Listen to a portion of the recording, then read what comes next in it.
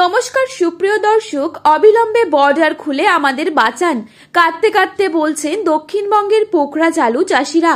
প্রতিদিন আলুর দাম কমতে থাকায় ভেঙে পড়েছে কৃষক মহল। ভিন রাজ্যে আলু বিক্রি করতে না পারায় বাংলার চাষিদের কাছ থেকে নতুন আলু কেনা বন্ধ করে দিল মুর্শিদাবাদ জেলার ডাকবাংলার আলু ব্যবসায়ীরা। মুর্শিদাবাদ জেলার আলু ব্যবসায়ী সম্পাদক অনিশ ঘোষ জানান, প্রতিদিন আনুমানিক 30,000 প্যাকেট আলু আমদানি হচ্ছে মুর্শিদাবাদে। ঝাড়খণ্ডের কাছাকাছি আলু পাঠাতে না পারার ফলে আজ থেকে কৃষকদের কাছ থেকে পোখরাজ আলু কেনা প্রায় বন্ধই করে দিল ব্যবসায়ীরা। আলু ব্যবসায়ীদের বক্তব্য, বাংলায় জলের দরে বিক্রি হচ্ছে নতুন ও পুরনো আলু। এই অবস্থায় রাজ্য সরকার যদি ভিন রাজ্যে আলু রপ্তানির ছাড়পত্র দেন তবেই বাঁচবে কৃষক মহল, সেই সঙ্গেই বাঁচবে বাংলার আলুর জগৎ। সব জায়গায় নতুন আলু উঠছে, কিন্তু আলু বোঝাই গাড়িগুলিকে আটক হয়ে থাকতে হচ্ছে চেকপোস্টে।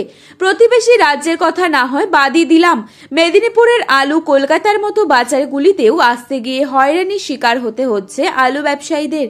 চেকিং এর নাম করে আলু বোঝাই ট্রাকগুলিকে আটকে হেনস্থা করছে প্রশাসন, যার ফলে গন্তব্যে পৌঁছানোর আগেই পচে যাচ্ছে অনেক আলু। কাঁচা সবজি আটকে রেখে হেনস্থা করার আইন কি সংবিধানে লেখা আছে, তা জানতে চায় সকল আলু চাষিরা। রাজ্য আলু ব্যবসায়ী সমিতির সম্পাদক লালু মুখোপাধ্যায় শুক্রবার বলেন, রাজ্য প্রশাসনের কাছে তথ্যের গড়মিল ছিল।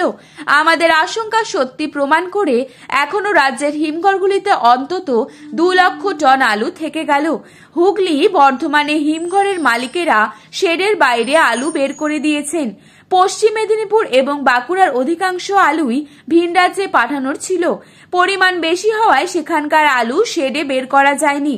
পুরনো আলুই বাজার জুড়ে থাকায় বাঁকুড়া, মুর্শিদাবাদে নতুন আলু জলদি উঠলেও চাষিরা দাম পেলেন না। তো বন্ধুরা, এই ছিল আজকের আলুর সঠিক বাজার মূল্য। আপনারা বর্তমানে কোন জেলা থেকে এই ভিডিওটি দেখছেন এবং আপনার জেলায় আলুর বাজার দর কেমন রয়েছে তা কমেন্টের মাধ্যমে জানাতে ভুলবেন না।